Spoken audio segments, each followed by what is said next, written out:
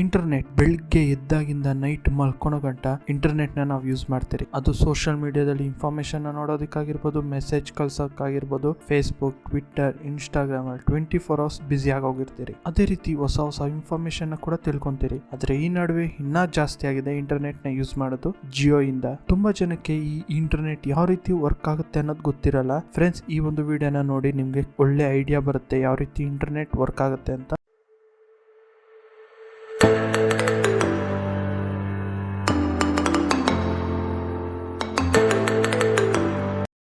Internet ಬಗ್ಗೆ ತಿಳ್ಕೊಳೋದಕ್ಕಿಂತ ಮುಂಚೆ ನಾವು ಇಂಟರ್ನೆಟ್ನ ಒಂದು ಹಿಸ್ಟ್ರಿ ಬಗ್ಗೆ ತಿಳ್ಕೊಳೋಣ.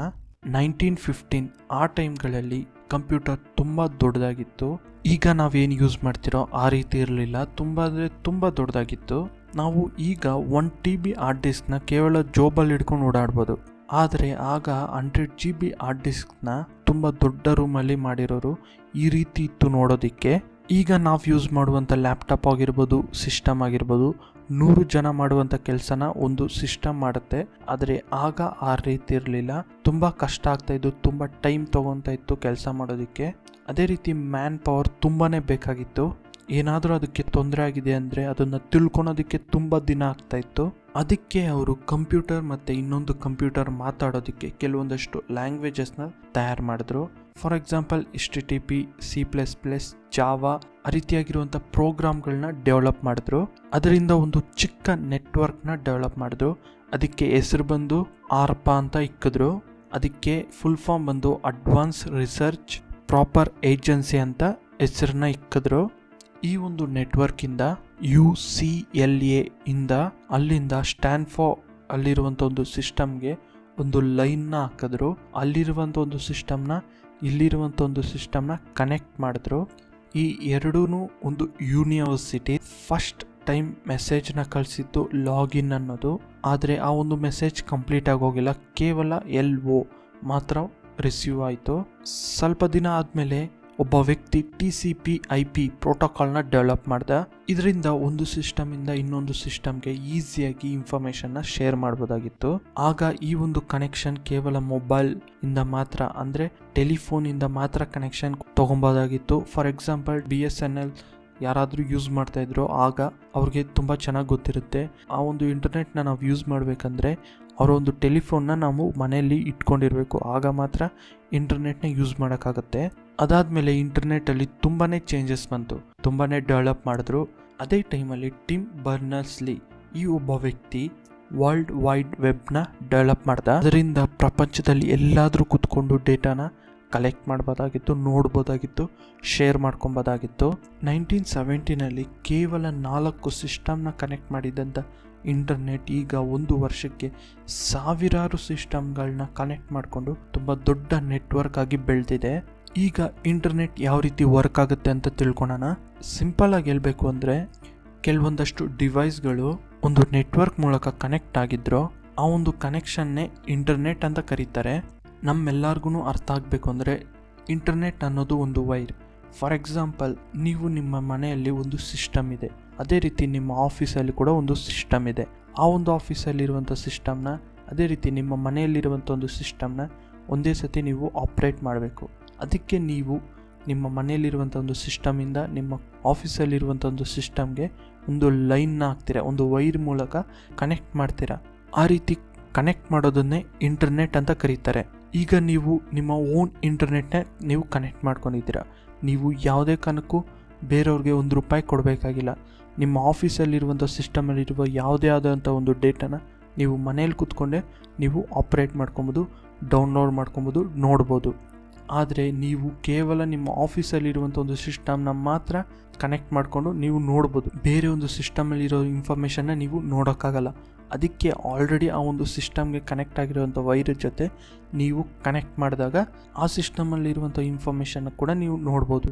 ಆದರೆ ಪ್ರಪಂಚದಲ್ಲಿರುವಂಥ ಎಲ್ಲ ಸಿಸ್ಟಮ್ಗಳನ್ನ ನಿಮ್ಮ ಒಂದು ಸಿಸ್ಟಮ್ ಜೊತೆ ಕನೆಕ್ಟ್ ಮಾಡೋಕ್ಕಾಗಲ್ಲ. ಯಾಕಂದರೆ ಅದಕ್ಕೆ ತುಂಬಾ ದುಡ್ಡು ಬೇಕಾಗುತ್ತೆ. ಅಷ್ಟೊಂದು ಖರ್ಚು ಮಾಡೋದಕ್ಕೂ ಆಗಲ್ಲ. ಅದೇ ರೀತಿ ಅದನ್ನು ಮೇಂಟೈನ್ ಕೂಡ ಮಾಡೋಕ್ಕಾಗಲ್ಲ ನಮ್ಮ ಕೈಯಲ್ಲಿ. ನಮ್ಮಲ್ಲಿ ತುಂಬ ಜನಕ್ಕೆ ಇಂಟರ್ನೆಟ್ ಯಾವ ರೀತಿ ವರ್ಕ್ ಆಗುತ್ತೆ ಅಂತಲೇ ತುಂಬ ಜನಕ್ಕೆ ಗೊತ್ತಿರಲ್ಲ. ತುಂಬ ಜನ ಇಂಟರ್ನೆಟ್ ನಾವು ಸ್ಯಾಟಲೈಟ್ ಮೂಲಕ ರಿಸೀವ್ ಮಾಡ್ಕೊತೀರಿ ಅಂತ ಅನ್ಕೊತಾರೆ. ಅದು 100% ತಪ್ಪು ಫ್ರೆಂಡ್ಸ್. ಯಾಕೆ ಅಂದರೆ ನಮ್ಮಲ್ಲಿ ಬರುವಂಥ ಇಂಟರ್ನೆಟ್ಟಲ್ಲಿ 99% ನಾವು ಇಂಟರ್ನೆಟ್ನ ಕೇವಲ ವೈರ್ನ ಒಂದು ಮೂಲಕ ತೊಗೊತೀರಿ. ಇನ್ನು 1% ಮಾತ್ರ ಸ್ಯಾಟಲೈಟ್ ಮೂಲಕ ನಾವು ರಿಸೀವ್ ಮಾಡ್ಕೊಂತೀರಿ. ಅದು ಮ್ಯಾಪ್, ಗೂಗಲ್ ಮ್ಯಾಪ್ಸ್ ಇದೆಯಲ್ಲ ಅದನ್ನು, ಮತ್ತು ಸೀಕ್ರೆಟ್ ಆಗಿರುವಂಥ ಇನ್ಫಾರ್ಮೇಷನ್ನು ಆರ್ಮಿಯವರಾಗಿರ್ಬೋದು, ಗೌರ್ಮೆಂಟ್ ಅಫಿಷಿಯಲ್ಸ್ ಆಗಿರ್ಬೋದು ಸೆಂಡ್ ಮಾಡ್ಕೊಳೋದಕ್ಕೆ ಅವರು ಸ್ಯಾಟಲೈಟ್ನ ಯೂಸ್ ಮಾಡ್ತಾರೆ. ನಮ್ಮಂಥವ್ರು ಕೇವಲ ಗೂಗಲ್ ಮ್ಯಾಪ್ಸ್ಗೆ ಮಾತ್ರ ಯೂಸ್ ಮಾಡ್ತೀರಿ. ಅದು ಕೇವಲ 1% ಅಷ್ಟೇ. ಈ ಇಂಟರ್ನೆಟ್ ಕೇಬಲ್ಸ್ ಇಡೀ ಪ್ರಪಂಚದಲ್ಲಿ ಎಲ್ಲ ಕಡೆ ಕೂಡ ಕನೆಕ್ಟ್ ಆಗಿದೆ ಈ ರೀತಿ.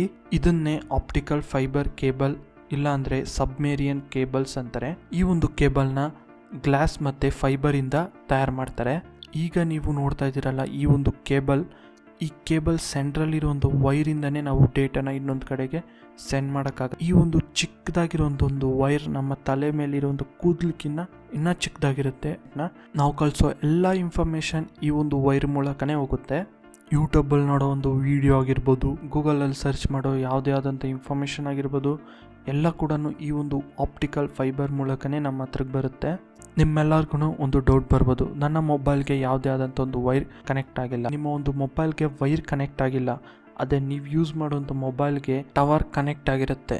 ಆ ಒಂದು ಟವರನ್ನು ನೀವು ಕ್ಲಿಯರಾಗಿ ನೋಡಿದ್ರು ಅದ್ರ ಕೆಳಗಡೆ ತುಂಬ ದೊಡ್ಡ ದೊಡ್ಡ ವೈರ್ಗಳು ಹಾಕಿರ್ತಾರೆ. ಆ ಒಂದು ವೈರ ಒಳಗಡೆ ಆಪ್ಟಿಕ್ ಫೈಬರ್ ಕೇಬಲ್ಸ್ ಇರುತ್ತೆ.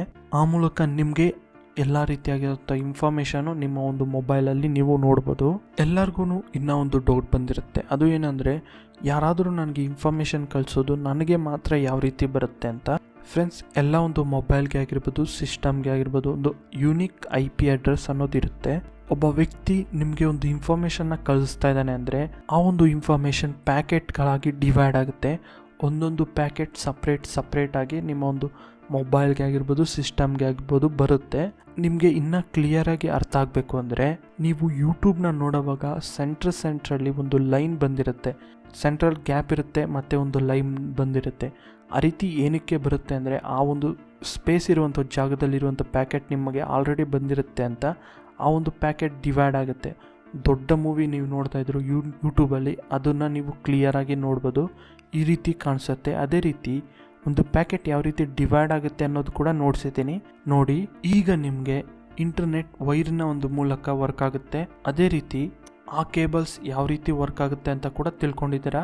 ಈಗ ತುಂಬ ಮುಖ್ಯವಾದಂಥ ಒಂದು ಟಾಪಿಕ್, ಇಂಟರ್ನೆಟ್ಗೆ ಓನರ್ ಯಾರು, ಇಂಟರ್ನೆಟ್ ನಮಗೆ ಯಾರು ಪ್ರೊವೈಡ್ ಮಾಡ್ತಾರೆ. ಇಂಟರ್ನೆಟ್ ಬರೋವಾಗ ಒಟ್ಟು 3 ಕಂಪ್ನಿಗಳನ್ನ ದಾಟಿ ನಮ್ಮ ಹತ್ರಕ್ಕೆ ಬರುತ್ತೆ. ಅದನ್ನೇ Tier 1, Tier 2, Tier 3 ಕಂಪನೀಸ್ ಅಂತ ಕರೀತಾರೆ. ಈಗಾಗಲೇ ಮುಂಚೆನೇ ಹೇಳಿರೋ ರೀತಿ ನಿಮ್ಮ ಒಂದು ಸಿಸ್ಟಮ್ ಪ್ರಪಂಚದಲ್ಲಿರುವಂಥ ಎಲ್ಲ ಸಿಸ್ಟಮ್ ಜೊತೆ ಕನೆಕ್ಟ್ ಆಗಬೇಕು. ಆ ರೀತಿ ಮಾಡೋಕ್ಕೆ ತುಂಬಾ ದುಡ್ಡು ಖರ್ಚಾಗುತ್ತೆ, ನಮಗೆ ತುಂಬಾ ಕಷ್ಟ. ಅದೇ ರೀತಿ ಇದರ ಒಂದು ಮೇಂಟೆನೆನ್ಸ್ ಕೂಡ ನಮಗೆ ತುಂಬಾ ಕಷ್ಟ ಆಗುತ್ತೆ. ಆದರೆ ಈ ಕೇಬಲ್ಗಳನ್ನು ನಾವು ಹಾಕಬೇಕಾಗಿಲ್ಲ. ಯಾಕೆಂದರೆ ಪ್ರಪಂಚದಲ್ಲಿರುವಂಥ ತುಂಬ ದೊಡ್ಡ ಕಂಪನಿಗಳು ಆಲ್ರೆಡಿ ಈ ಕೇಬಲ್ಗಳನ್ನ ಸಮುದ್ರದಲ್ಲಿ ಹಾಕಿದ್ದಾರೆ.